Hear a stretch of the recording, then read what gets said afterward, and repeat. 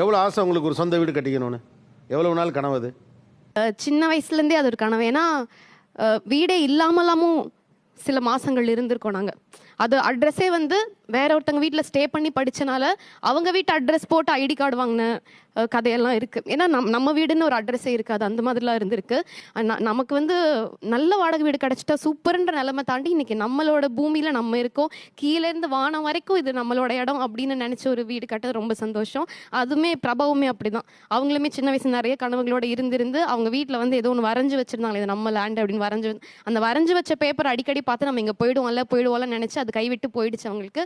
அவங்களுக்கும் அது dream. So ரெண்டு பேருமே சேர்ந்து சிறுக சிறுக சேர்த்து அதுக்காக நிறைய கஷ்டங்கள் பட்டு அதுக்காக நிறைய விமர்சனங்களையும் தாண்டி பரவாயில்ல நம்ம ஜெயிக்கிறோன்னு ஃபேஸ் பண்ணி கடைசியாக ஜெயிச்சு இன்னைக்கு நின்று இருக்கோம்.